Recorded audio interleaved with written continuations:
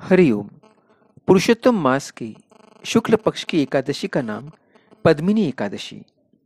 उसका महात्म्य सुनेंगे। ओम नमो भगवते वासुदेवाय। पद्मिनी एकादशी का महात्म्य। अर्जुन ने कहा, हे भगवान, अब आप अधिक मास अर्थात पुरुषोत्तम मास की शुक्ल पक्ष की एकादशी के विषय में बताएं। उसका नाम क्या है तथा व्रत की विधि क्या है? इसमें किस देवता की पूजा की जाती है और इसके व्रत से क्या फल मिलता है? भगवान श्री कृष्ण बोले, हे पार्थ, अधिक मास की एकादशी अनेक पुण्यों को देने वाली है। उसका नाम पद्मिनी है। इस एकादशी के व्रत से मनुष्य विष्णुलोक को जाता है।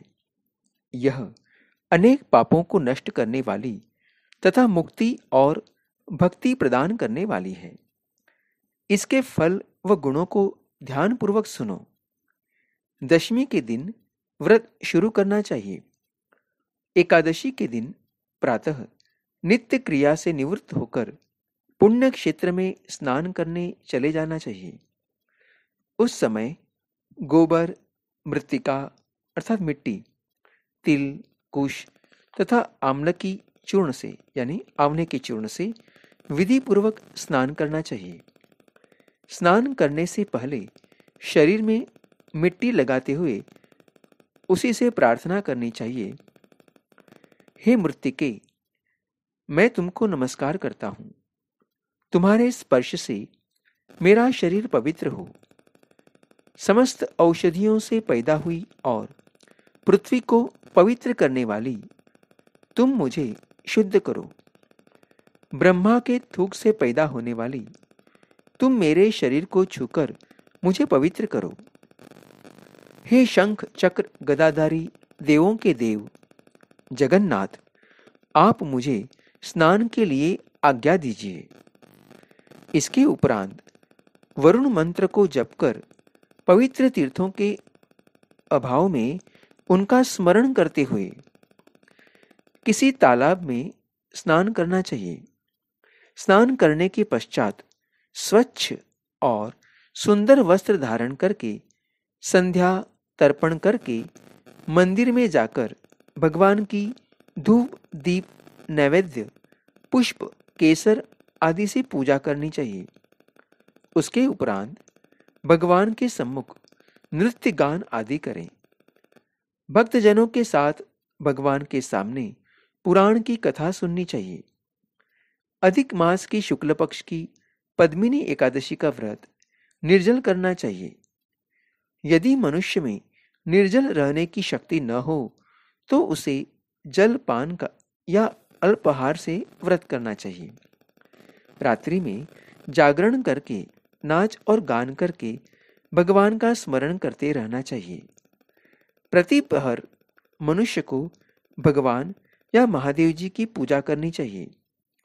पहले पहर में भगवान को नारियल, दूसरे में बिल्व फल, तीसरे में सीताफल और चौथे में सुपारी, नारंगी अर्पण करना चाहिए।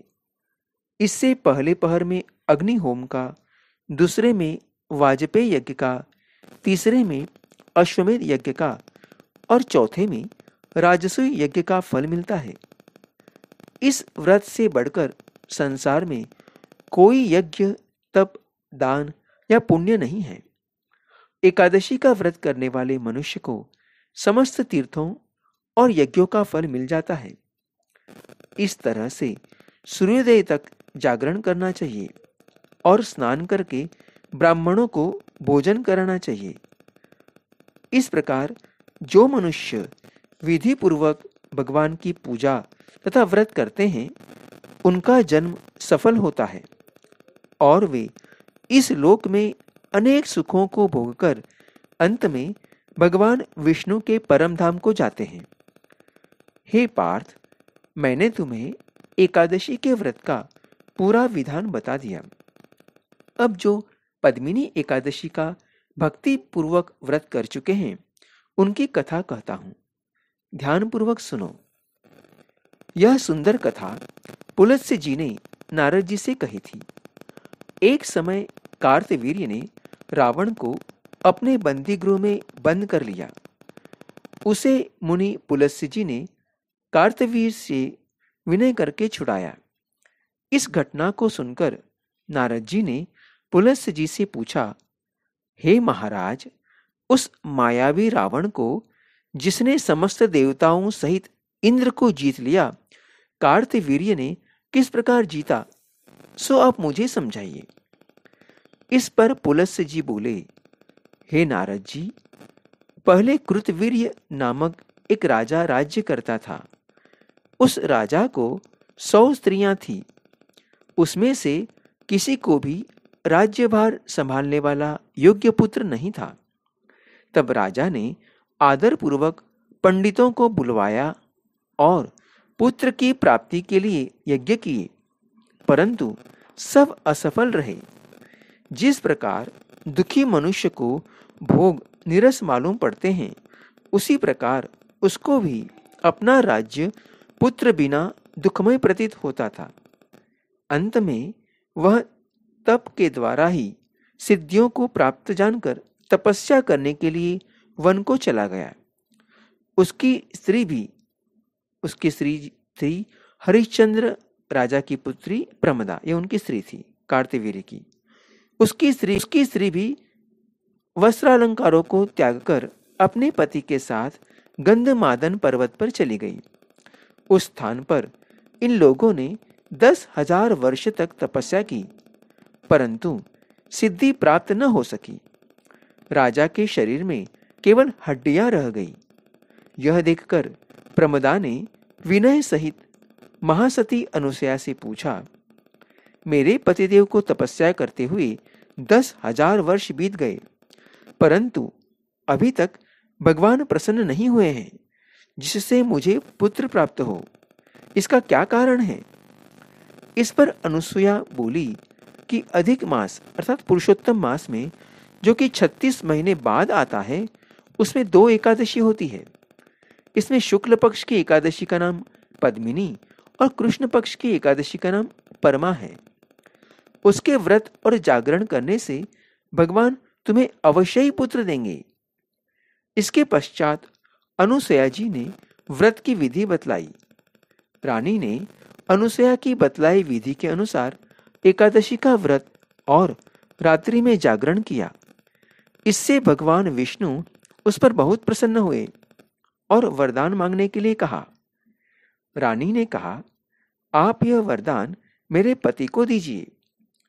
प्रमदा का वचन सुनकर भगवान विष्णु बोले, हे प्रमदे, मल मास अर्थात पुरुषोत्तम मास मुझे बहुत प्रिय है। उसमें भी एकादशी तिथि मुझे सबसे अधिक प्रिय है। इस एकादशी का व्रत तथा रात्रि जागरण तुमने विधि पूर्वक किया, इसलिए मैं तुम पर अत्यंत प्रसन्न हूं। इतना कहकर भगवान विष्णु राजा से, हे राजेंद्र, तुम अपनी इच्छा के अनुसार वर मांगो, क्योंकि तुम्हारी स्त्री ने मुझको प्रसन्न किया है। भगवान की मधुर वाणी सुनकर राजा बोला, हे भगवान, आप मुझे सबसे श्रेष्ठ, सबके द्वारा पूजित तथा आपके अतिरिक्त देव, दानव, मनुष्य आदि से अजय उत्तम पुत्र दीजिए। भगवान तथास्तु कहकर अंतर्धान हो गए। उसके बाद वे दोनों अपने राज्य को वापस आ गए। उन्हीं के यहाँ कार्तवीर्य उत्पन्न हुए थे। वे भगवान के अतिरिक्त सबसे अजय थे। उन्होंने अर्थात इस कार्तवीर्य ने रावण को जीत लिया था। यह सब पद्मिनी के व्रत का प्रभाव था। इतना कहकर पुलत्स्य जी वहां से चले गए। भगवान श्री कृष्ण ने कहा, हे पांडुनंदन अर्जुन, यह मैंने अधिक मास के शुक्ल पक्ष की एकादशी का व्रत कहा है। जो मनुष्य इस व्रत को करता है वह विष्णु लोक को जाता है। Like, share, subscribe and Hari Om.